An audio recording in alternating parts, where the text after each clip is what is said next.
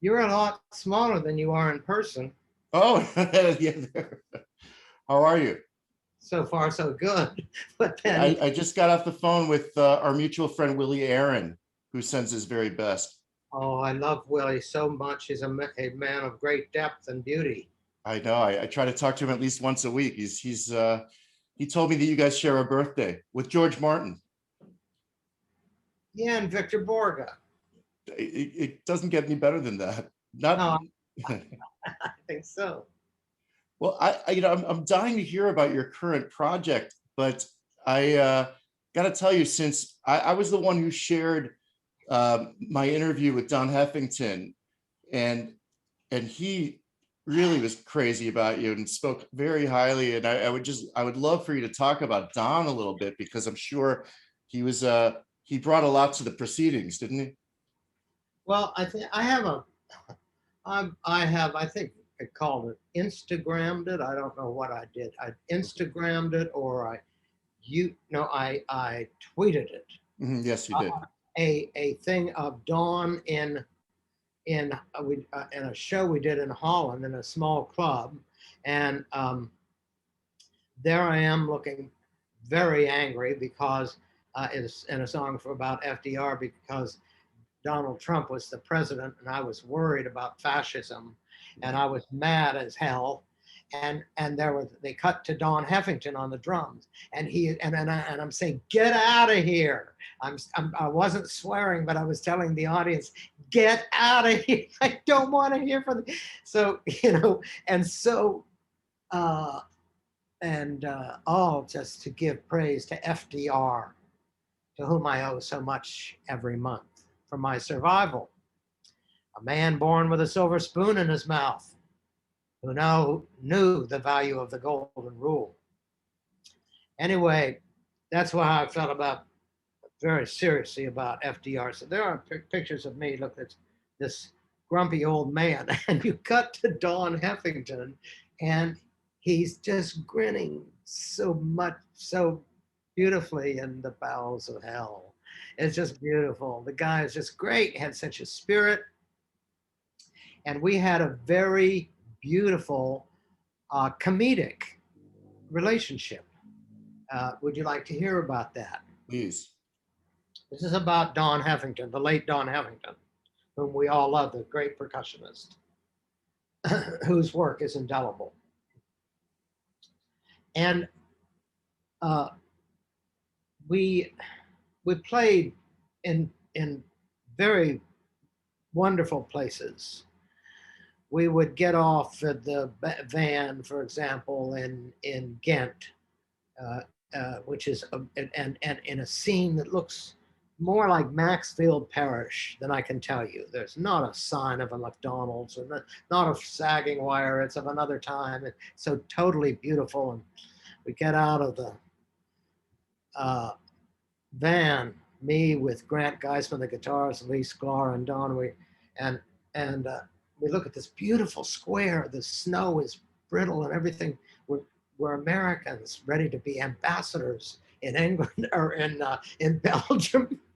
And Grant Geisman looks at the beautiful clock. It's huge, facing the town square. It's just really, we're in a 14th century reality. And when Ghent was one of the capitals of the world. And Grant says, there's nothing wrong with this place that a good Walmart couldn't fix. Anyway, and Dawn tumbles out of the van and Dawn says, okay, daughters, lock up your mothers. Van Dyke Parks is back in town. No help from Dawn, no help. We get, listen here, we did a show at the Barbican with the lead singer of Fleet Foxes, the lead singer of a group called Grizzly Bear. And they brought a millennial audience into the show. It was really beautiful. I listened to that. It's blew my mind, that whole thing. I haven't heard it. I mean, I didn't know it was recorded. Send a copy to me. It was just on YouTube, and I'd watched it a little while ago because I didn't. Yeah, I don't look at that stuff. But that's okay. But it was beautiful. I mean, very lush, and I mean, it's really, I mean, it's all the things that I love about your No, music. we spent the dough on the musicians. But the thing is, so, but mostly I played with Don in, like, say, trio or quartet kind of digging. Mhm. So like it'd be me and Don would go to, like, say, Madrid, and then pick up, maybe have a bass player come down from Holland or something, but pick up a harp and a cello. Just that. It's beautiful, beautiful stuff for a small room. Spend the dough on the musicians. Don would have a ball. And one time after a show, a very small club somewhere in Europe, I would think Belgium, because I love all the Flemish and Dutch. Oh yeah, Bruges is a sight. I've never seen anything like it. It's beautiful. Oh no, it's the deal. Um, it's the ultimate Chinese theme park. So the thing is, the best compliment that I got out of Don, I've got to rush to that because I don't want you to think that we were enemies. But the best compliment I ever got from Don, and he was not a flatterer. I think that his motto was never leave them wanting less. Mhm. But which he told me, I thought was one of the funniest things I ever heard. But after one show, he actually put his hand on my shoulder, which I thought was a very wonderful thing. And he said, Van Dyke, that was a great show. And I couldn't help myself. I said, I know. And he said, all we need now is a front man. So he kept me on my toes. We played, Don and me went down to join the Britain Symphonia in a what you call it, a pasture land on a lay somewhere in the southeast of England. I'd never been across England. But Don and I, we went across England. Pardon me. Take your time.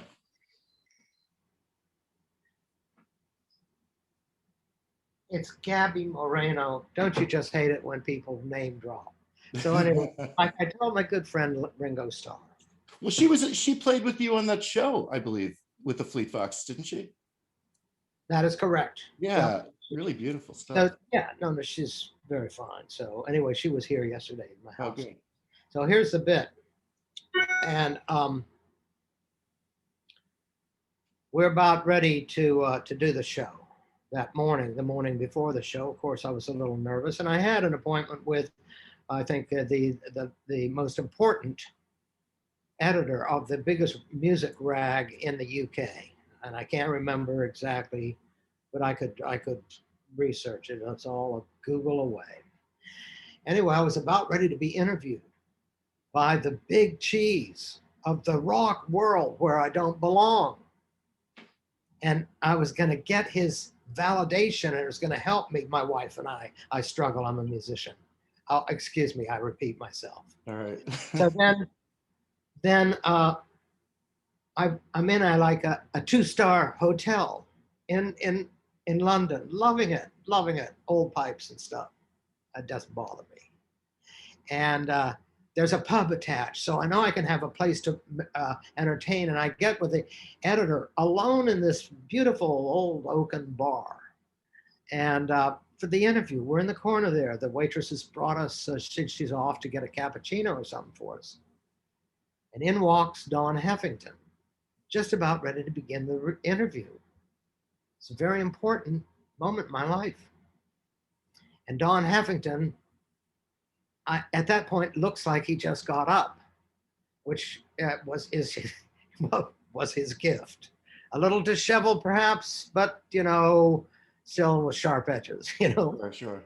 And so, and in the silence and the vacuum of that room, 2 guys sitting in a booth waiting for their cappuccino, Don Heffington points to me and in a loud voice says, "Fact check,"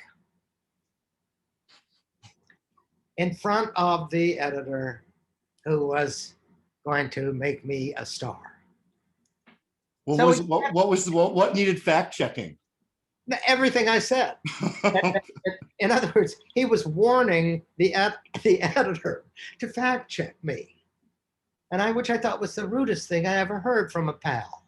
So, but I decided we could go on, and we went down to the southeast of England to play the whatever that festival is in front of 17,500 people. Now it's a lot larger. But thank God I won't look like a red ant on a watermelon. I've got an orchestra with me. Don and I are going to have an orchestra. Yay. We'll be very large. 17,000. I'm not afraid.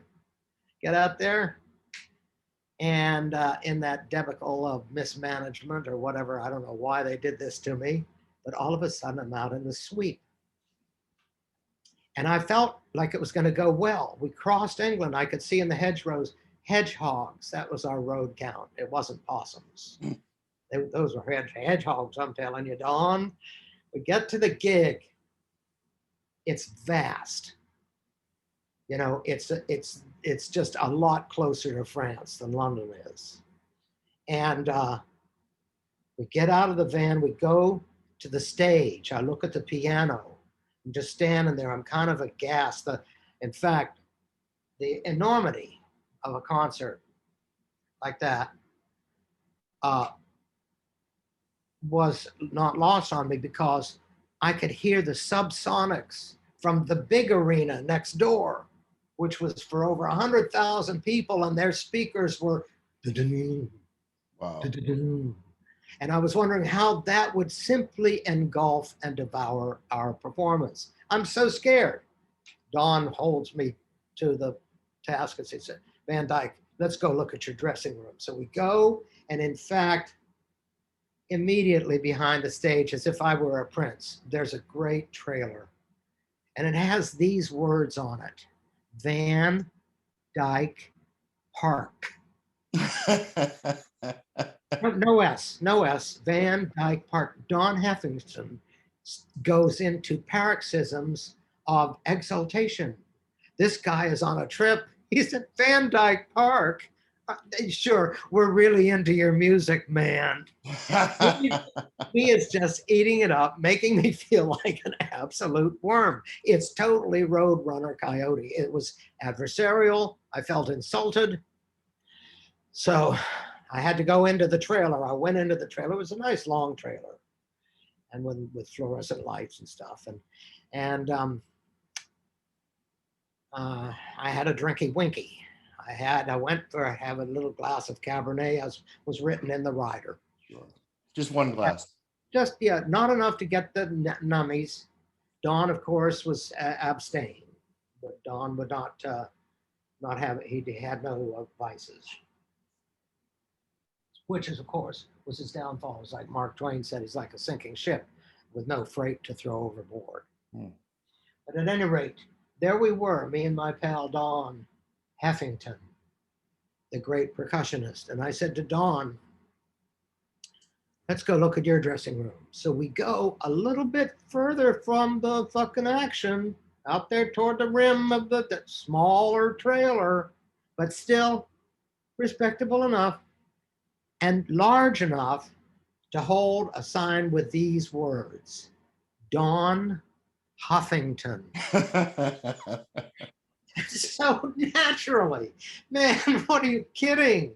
It was payback time. This could have been a great series, you know? No. It was so totally wonderful. And he suffered to be beautiful. You know, I know that. I know that it was hard work for him to whip those puppies to the floor, to make that music come alive with really good licks, you know, with a sense of percussion and sonority. And he knew the difference between loud and forceful, or loud and strong. Would this be in the notation that, did you write the drum parts for your compositions in your head? Oh, no. I believe that, yeah, that's a very interesting question on your part, because I think that the job of being in charge is really knowing when to relinquish any sense of certainty. No, I'll tell you something. I've come to I've come to enjoy the work I've done that has been premeditated. I have just recently listened to some arrangement I did on Orange Crate Art was just reissued with just the instruments without the cosmetic advantage of Brian Wilson doing 5 tracks, you know. Mm. So it's like naked and stripped and bleeding, and there's going to reveal my to hear the work that I did to support this cause as an arranger. I'm talking about. Um, I had I landed on my feet. In my view, I did a great job with bridging the synthetic um, with the analog and taking into account the bowing arm and soft harmonica notes, maybe some vernacular music through everything. I thought this is great stuff. So I've been very pleased. But part of that is like in the case of a song called Sail Away, which I wrote simply to piss off Randy Newman, and Lowell George, who was still alive, my very good friend Lowell George. Uh, the title was not to be co-opted. And so I had a different view of escapism that the title suggested to me. And I did that song, and it was brain dead. All of my work, I mean, the strings, everything. It was like, that's nice, that's clever. I see here, that's that's decorative or illustrative, you know, which I think is a job of a good arranger. These Ode to Billy Joe, you can see how an arranger can participate. That's a beautiful string arrangement. You just mentioned that it's one of my favorite songs because of those beautiful swells. Did you arrange that? No, what? Ode to Billy Joe? Yeah. No. That's Jimmy Haskell. And that's why I mentioned it. There is a man who proved. I know I was all, you know, I came down from big band and stuff. I'm not afraid of strings. I've seen a lot of old movies. Okay. So anyway, so here I am. I don't play violin, but I tell people what I just did a great septet for Anara George, Lowell's daughter, Yeah. whom I've known all her life. Very interesting project of hers. She saw a red-tailed hawk in her yard a couple of weeks ago. And so she wrote a song about that and fierce, sobering encounter. And with this bird of prey, a predator with its prey within its claws.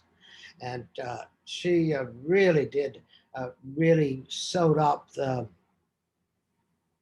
situation so neatly, so beautifully, So quickly. A high level of songcraft. It just stunned me, and I realized that just she sent it to me with her voice and guitar, and it's a triumph. That of songwriting. I told her she didn't need a damn thing. She said, "No, you go ahead and do an arrangement." So I did 7 strings. I used 7 lines, and with her guitar intact, of course, doing what it does, the nominal amount of work to almost suggest a chord. And but they are there. And she's just brilliant. And the song is great. And I think is one of the great moments in my life. When people say to me, do you mind if, if it's pro bono? I always say, well, I've always wanted to meet Cher. So, but in fact, excuse me, Cher has nothing to do with it. Did you ever meet Cher and Sonny in those early days? I mean, you probably knew them or worked with them. Here's the thing.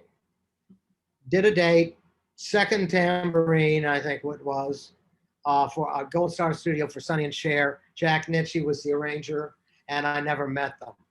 But It was a job. I probably got $15 or something, Mm-hmm. That was a good lunch back in the day. I wanted to see what they were doing, who was getting away with all that. One of the things that Don said to me, which I thought was really funny, he was giving me an anecdote, and you might have heard it. he said, these are, you know, some of the funny things that Van Dyke says. If I say, hey, what's new? And you said, you know, I hate that question. I want to hear what's old.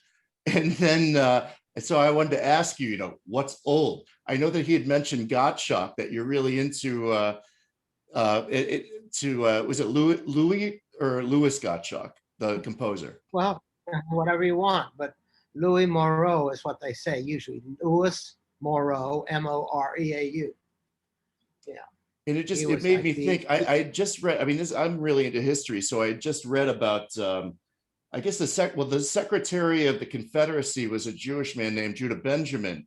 And he was also of like part Jewish, part Creole stock, or his wife was. And I was thinking, wow, these two guys, you know, constellated in that area around the same time, and but a much different trajectory. One was sort of I know that Benjamin had fled after the war and is now buried in Père Lachaise Cemetery in Paris, but he'd been a barrister in London. But I was thinking, I wanted to ask you what some of your favorite Gottschalk compositions were, because it's that guy's story is also fascinating to me. Well, no, it's not that I have any favorite composition. What interests me about Gottschalk is he took the time to write down what he heard. So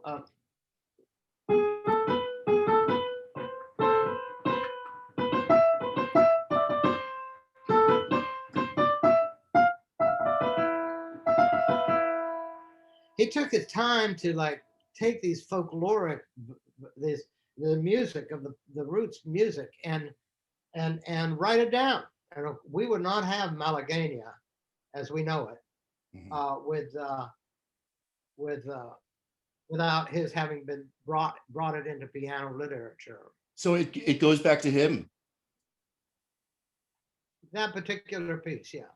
So, but the thing is, what interested me is he found a way to archive the music of his time. And that impressed me. And it was the folkloric, the idiomatic music, like after he went to Cuba and so forth, teaching all those poor plantation dames how to play the piano. Dear, it was such hard work.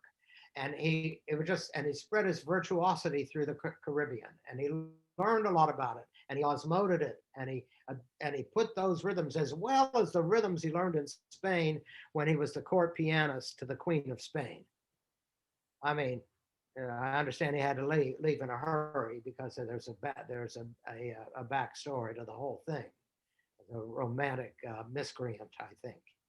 But he pledged allegiance to the United States. He crossed the borderline when the stagecoach was stopped with a click of a pistol.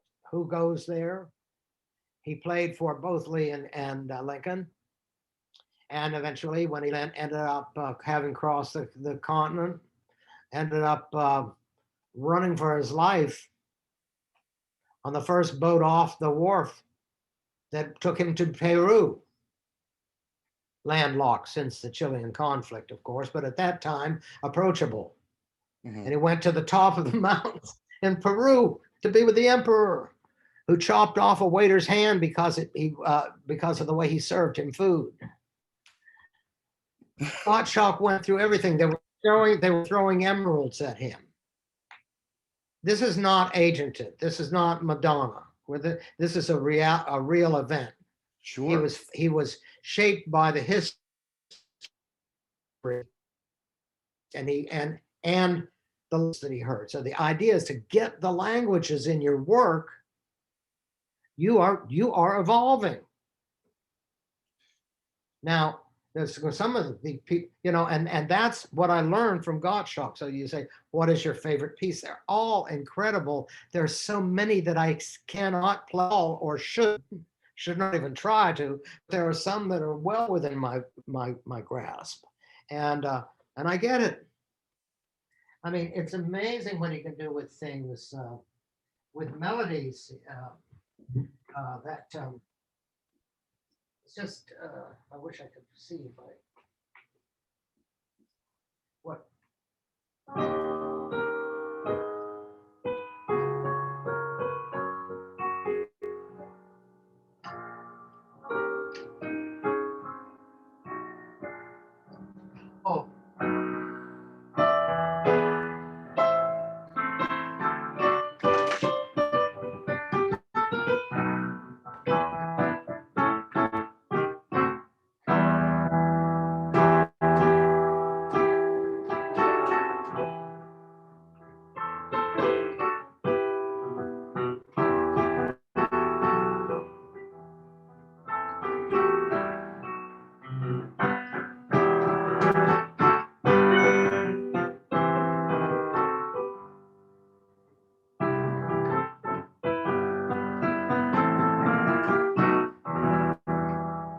then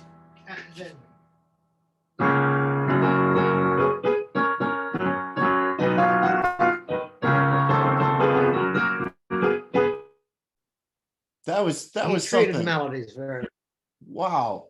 I wonder if, you know, in Yeah, he listening to treats that, melody.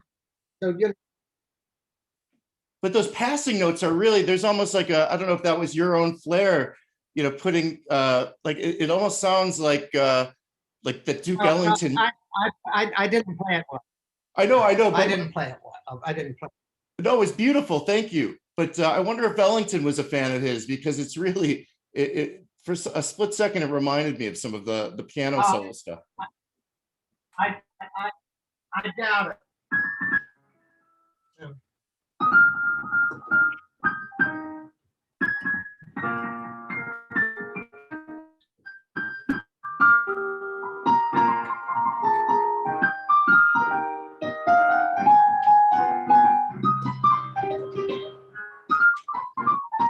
Oh shit. Oh, I can't remember the piece. It just they're just so beautiful. All of them, every one of them. Before we talk about Veronica So, Valero, like what I have, tell me, you know, were you aware of composers? Obviously, you know, when you were a kid in Lake Charles, was, you know, could you just describe sort of your musical surroundings? I was born in Hattiesburg. I spent a very short time in Lake Charles. I do not have a memory of Lake Oh, okay. Charles, although they put my face up on the poster. Oh, good. But Hattiesburg, and then I went to Pennsylvania Okay. and immediately to boarding school in New Jersey, and I stayed there and boarded to avoid death and the family. They sent me off. And that was a very wonderful experience. I just enjoyed. I had a great life. I peaked in the 50s. Peaked in the 50s, and this is all just a kind of a reverberation of those big bangs. That's when I met Einstein. Had great events in my life. Met great Really? people. What about you? Yeah. Did you study at Tanglewood with Copland, or was that just while you were at Carnegie Mellon? No. Copland came to Carnegie Tech for 5 days, I think, and I was in the class. That must Yeah. that. How did that impress I had to anything? tell. Huh? What Well, did, no. The point is, you just the thing is, it's very personage. You know, his very personage was once again was moving the situation to an obsession, certainly a passion for vernacular music, because I knew that I could approach it, I could be involved with it, I could be involved in the preservation of that music, the transitory stuff. I could do that, even with my limited skills. I've been in touch with people, a profound, I mean, the day without luck was a barren day. I played the hell out of it. You know, and Scarlatti and stuff, I could play myself around, you know, had velocity in hand, was accurate and enough to please I did Mendelssohn's Variation Sérieuse. You ought to look it up. By Mendelssohn, I think he was 14 when he wrote it. Mendelssohn, one of my favorite, the most exemplary composers because of what he did, how he divided strings. And this is where I am now. See, I'm a dweeb. This is what I do. I'm a dweeb. The rest of it is a bunch of conversation. But that's what I do. And so that's what I'm learning to do. And I'm doing it in the song form mostly.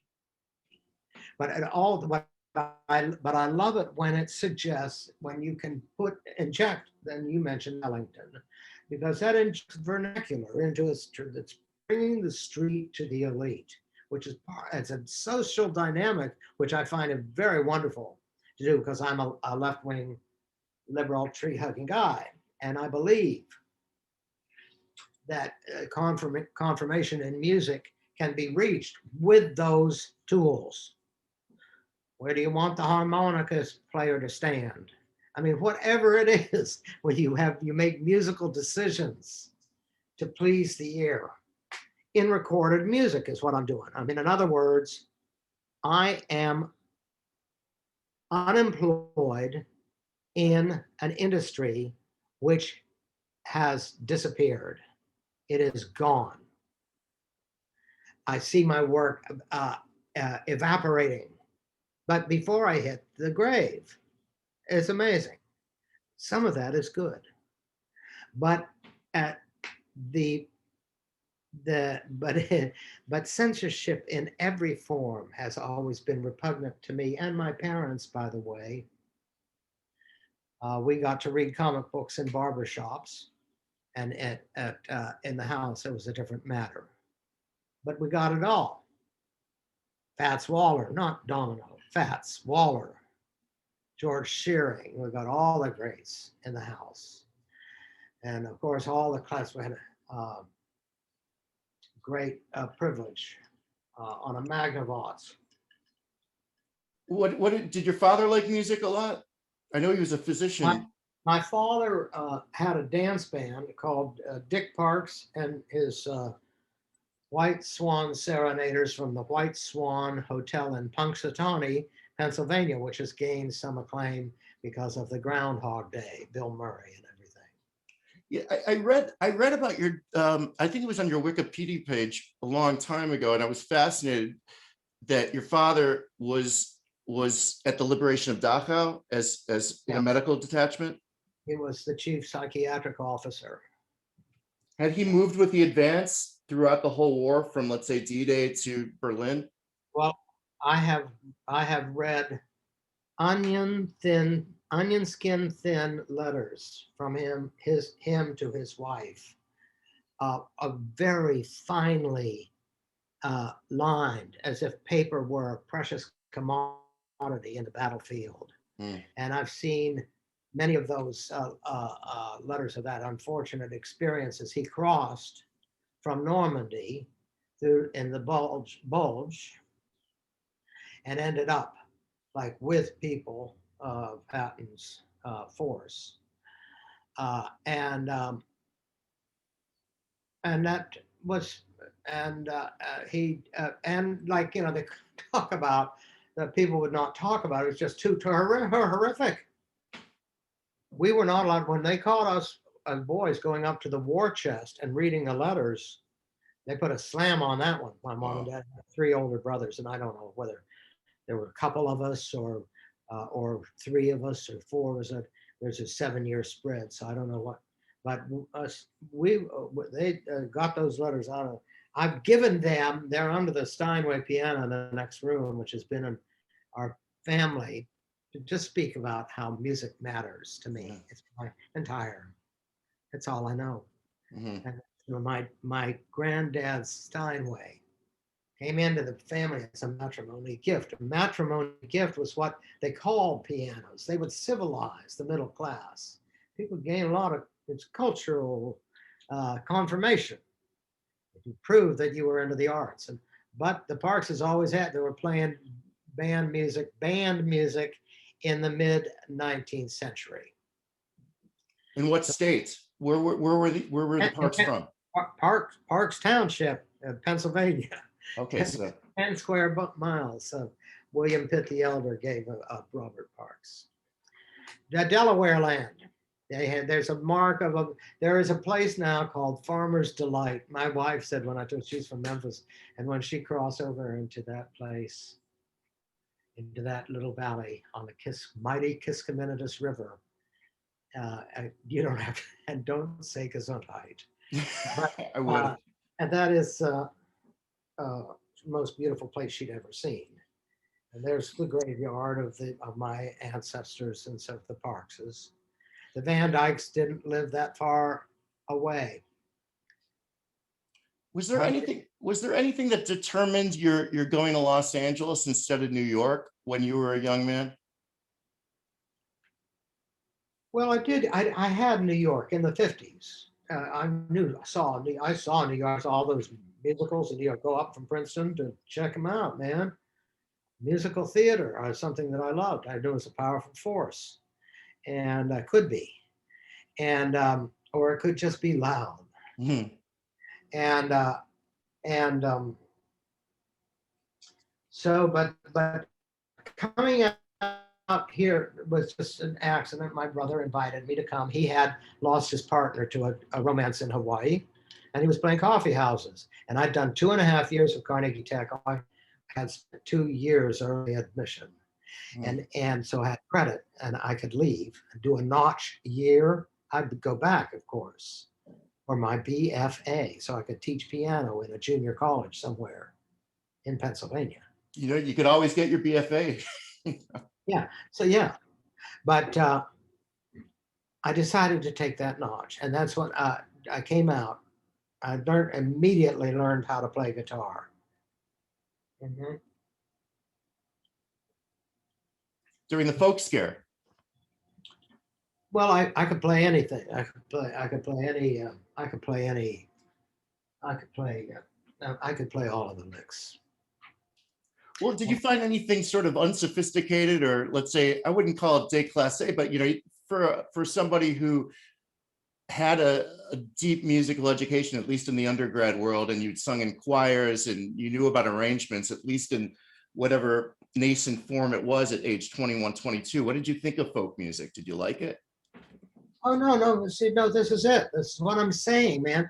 My mom and dad built a cabin in the Smoky Mountains in 1956, and I spent time there in those clouds above them. Sometimes a carpet of silver clouds as far as the eye could see, and then islands would emerge with little red dots on them. They had apples as far as the eye could see. God's country, North Carolina. The music there, this was not in the age of satellites. It was only old timey, I'm telling you. And this dog can hunt, and I found a great music there. They're incredible. Vanilla grits, very fine. This Druid marrow in the music of North Carolina. So, I mean, folk music, to me, it's the trump card. Right. It's the face card. Sure. Of music, because this is the stuff that blooms by accident. This is like often just careless seed, and it's like and sometimes born of anger, you know, or some tremendous sorrow that's transferable. The Hatikva, the Marseillaise, so we shall overcome. These things, you know, these were idle observations, unguarded, and just that escaped the anonymity and became so unifying. So you think the music has such power, and I think, and I've always, so when I came in, and if your question was essentially, which do I think is more important, literate music, or that is born of intelligence, or that born of reason? You're asking me which is more important, the premeditated or the extemporary? This is like, to me, justice, something that has a tremendously constantly evolving balance, you know, whatever you sense of, you know, balance, man. And justice is not blind to that, you know, that is a dynamic. And but the two worlds can collide, the reason and the preparation. I mean, it's just. Oh, listen, man, listen, I want to tell you what I want to say. Stupidville meets the arrogance of academics, you know, constantly, and always has and always wins. Stupid works. Now I want to tell you, but there's a difference, you see. I try to stay away from what's just stupid. But when I heard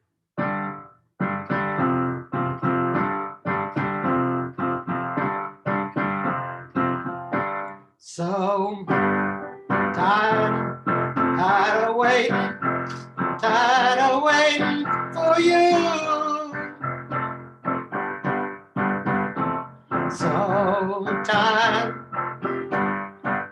I mean, I love it. oh yeah, no. This is so. I mean, the irreducible minimum, and then the chorus, a bridge. I was a lonely soul. I had nobody till I met you. Now, the Kinks were my favorite rock and roll group because they had they seemed to have a sense of modesty and civility, kind of like, and the post-colonial attitude, which I enjoyed because I wanted to see the liberation of Trinidad from the yoke of white supremacy. But you notice, and at that time, I started to get an affection for because I'd been hit in the head in '63 with the Stones. Mm-hmm. And that's when they came out, 12 by 5. That's the first Rolling Stones record. So, and the first Beach Boys record, which I took really little interest. I look forward to hearing this new record that you've done with Veronica Valero, and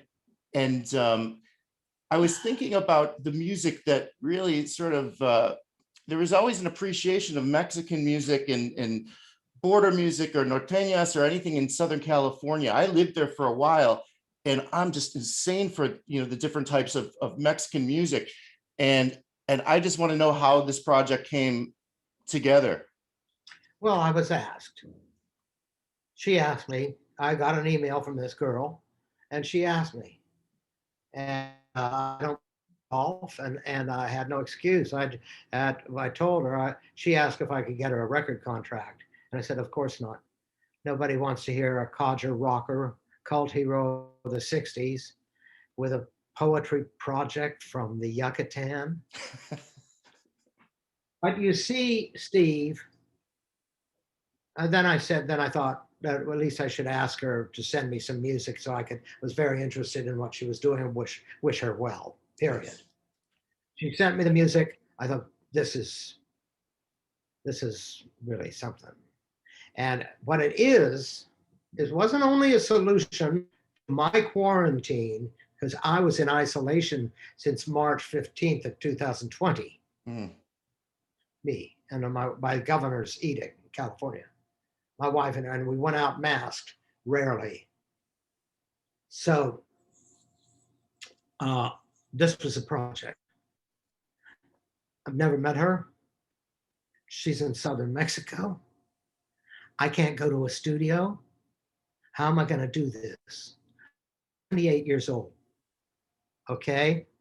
I think I get a crown for what I just went through and accomplished. And so I know where the on button is about all. I've got friends. Right. I've got a friend who was an engineer, has a home studio, Doug Lacey. And so he was the nexus for this long distance love between string players. So you 3 violin lines, 2 violas, 1 cello, 1 bass, 1 dedicated pizzicato. And so we got all that done. 5 woodwinds, 2 flutes, 1 oboe, clary, then bass clarinet, which adds a lot to the tropicality. So we got some with flourishes and so on. Shelled out a lot of dough, pro bono. No, I'm not going to get to meet Cher. No, that's not the bono. This one is bupkis for nothing. This is called the record industry. It's gone. What is my dividend? Everybody say, how are you going to monetize this? I'll tell you something. Because my wife's motto, I loved her so much, 42 years of this. Wow. She said, I get it. We're not going to make a dime out of this one either, are we? My plea is this. The flog for the merch is this. The only way I'm going to see any money is for people to go out and buy a vinyl record that I've just put out, which is a work of art. It has the testament of Klaus Voormann, the great graphic artist of my time, one of the great geniuses of my life. I can count him on a hand. And So that and he did the cover, and it's an object of art. And if you don't have vinyl, then of course it's with the other things too. Then and ultimate, and or if you're just an athlete and couldn't care less about getting out of the box, use it as a frisbee. Okay, so it's like got all these, but this is what I'm saying. Please get the product if you can. Indulge the effort of a struggling artist, but I repeat myself. So I had to get out of the box. Somebody asked me from Mexico if I wanted to do this project, and I said yes. Basically a solo harpist. that's wonderful. Do you like how, did you like the Songs that final she's project? written, they're very beautiful songs. This highly what? What'd you say? Oh, I was just Oh, saying, God. were you proud of the finished product? If you want to call it that, product. Yeah. Well, good. Are you still connected? Can you hear me?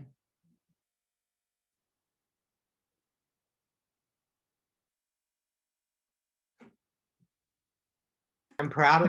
No. How do you like this little union that came during COVID?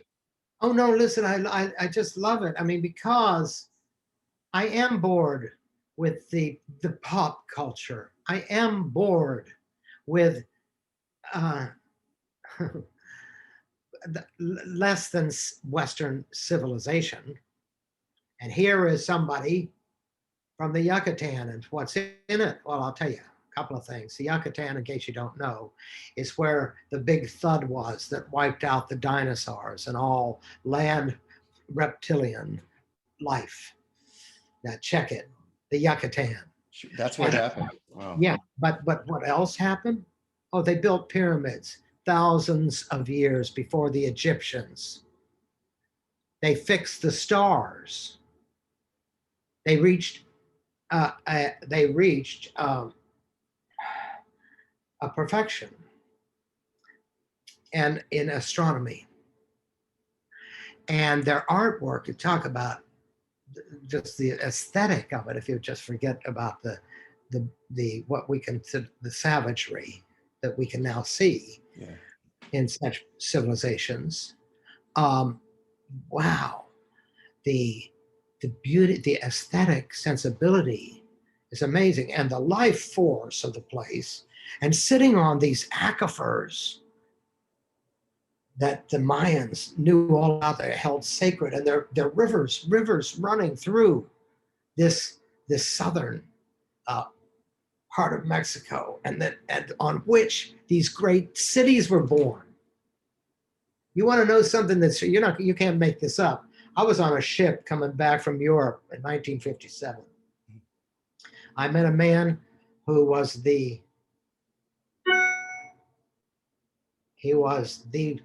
man who discovered, that is, made a discovery of these pyramids that they didn't know existed. I guess some Indians did, because the Mayan this parallel universe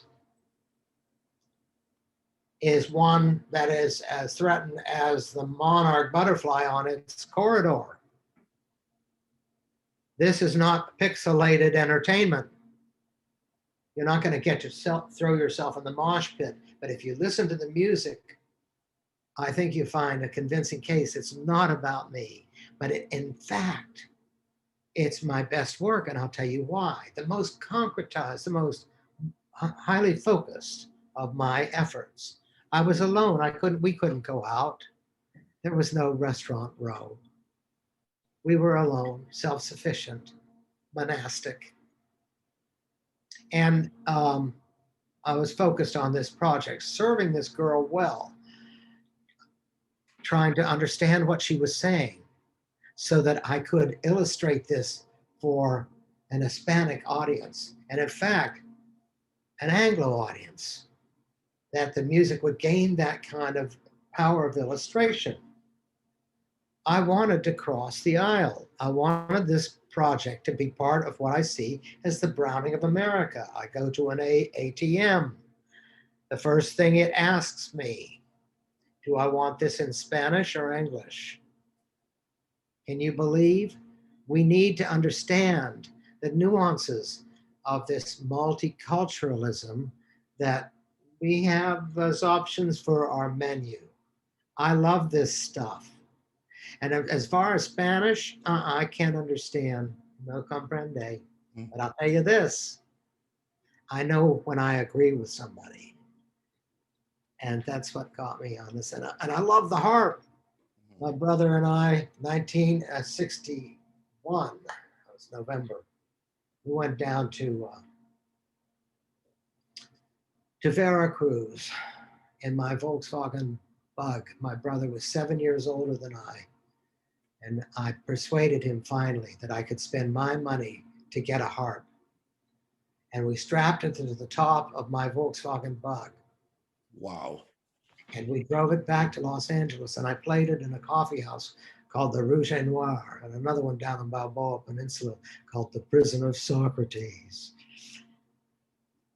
I gave it up. After a year, but I made a season or two with a couple of numbers that we learned that were from Mexico. I was but then of course, Bob Dylan hit the fan, and I had other things to do. Because that's when everything went from nylon string to steel string. Isn't that something?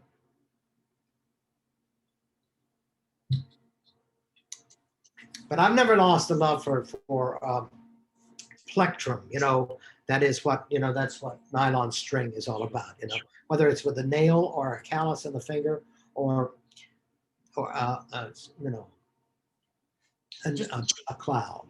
The way you described this, your latest project, the fact that it's the best work that you feel, I mean, that's soul pleasure that you can't monetize. I mean, there is such a great reward for you, the artist, and unfortunately, you can't make any money off of it, but I'll buy it.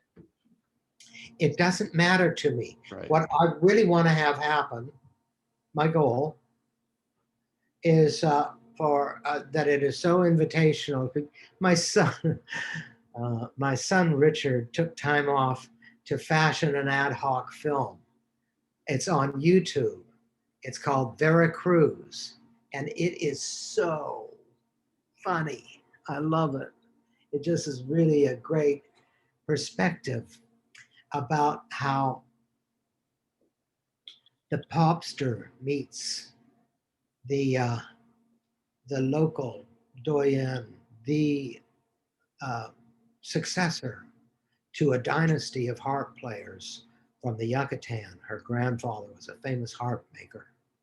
So it was a big responsibility for me, I felt, to try to protect and defend, and in a selfish way, maybe someday end up with my wife, a round trip to Madrid to watch her in performance, or Barcelona, and maybe even have a cameo piano part.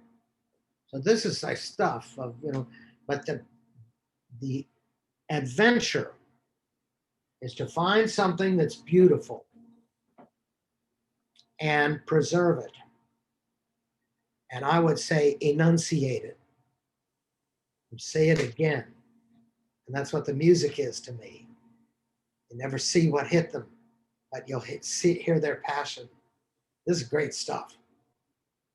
Well, really, I'm serious. I want it. It's going to twist your knickers if you took a look. If you really want to take it, if you want to go, what do they call glamping?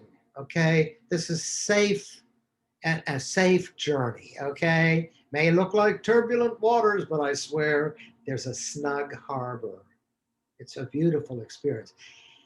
And one of them called Cielito Lindo. You know what that means? Beautiful heavens. Yeah.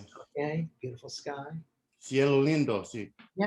So in the recitative that begins it, pardon me, God, I use a big word just for the dweebs. In the recital at the beginning, when she's talking about things about how her meter, her harp loop was in 7/4. I thought that was very unusual. Very unusual. Oh, must have been a mistake. Nope, not a mistake. She's doing this again. Oh my goodness, that's very clever. So Wow. it's not something that insists itself for pedestrian satisfaction. You're not going to get up. It's like the middle section of Good Vibration confused a lot of kids because they had to stop stomping. There's always been a problem, but it's not a dance tune. It's her reflections. And what is she saying? She's saying she looks out her window, she sees the mountain, and a river is running down, and it's with the blood of her ancestors Unreal. and her father and her brothers. And there are people walking by. They don't have their shoes on. Their shoes are useless. They've come so far with their contraband going north. What a beautiful sky. She goes into the chorus. Everything goes into a convincing rhythm, a comforting, beautiful I rhythm. can't wait to hear this. No. It's just, I told her, I said, there's nothing I want to do. And that's another, I've always been interested in the documentary perfection. To be able not to leave a man-use day is what an archaeologist would call it, or anthropologist would call it. A man-use day, a footprint in the sand. A man-use day. Didn't want to homogenize this situation, but I did want to suggest a little widescreen Sergio Leone, kind of give her a little more Italian spaghetti Western, give her something of a wider lens to just kind of like to get everyone to pay attention for a second and a slam. What this, what you call supreme irrelevance this all is to our progress of profit. This is entertainment. I'm sorry. It's showbiz. It's escapist. It's what I needed in the quarantine. And I didn't make it up. Isn't that great? And so that was called, to me, the codification of my life. It's what I wanted to do when I came in. My first job was the bare necessities. A far cry from a hoot and holler of a North Carolina mountains, but still idiomatic. And it hasn't left you. You still hear that high lonesome sound in your work. It might not come out exactly as such, but it's there. Well, I'm really happy about it all, and I want to tell you I'm very grateful for that you would indulge in this. I hope will be an editorial nightmare. No, it won't. I promise. It'll be great. That and Don Heffington. We got to get back to our principal character here. Yes.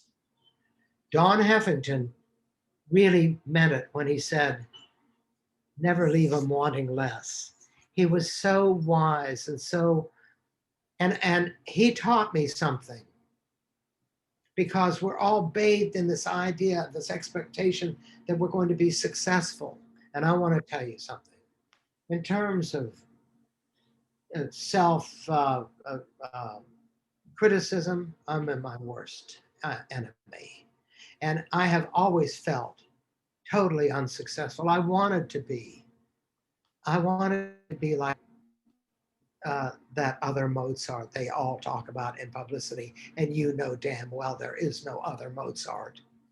Never will be. Kids, back off.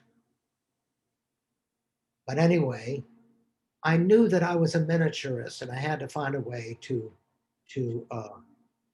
express it that is more like chiaroscuro of a stamp, not a mural. And of and in awe of the music from which I gain my powers of repetition and imitation. I take the best that I've heard and try to sandwich it all into a convenient bon envie, good feeling, encouragement. This was the best chance and to sharpen the image for me.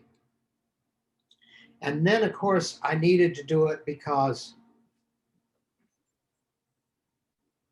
I'm an urgent guy, and time is precious, and we better start getting McConnell and the rest of the sullen racists of Congress to address the fact that we need to articulate multiculturalism. This I'm urgent about. We need to articulate what it means. We want to make it a confection. We want to make it positive. We want it to be mutually empowering. Sure. It should be delightful. And that's what I found, that I could be part of that effort. And this is safe stuff, folks. Squirrels eat acorns, robin eat worms, and soap floats. So I want to thank you for your time. Thank you, Van Dyke. What a great honor.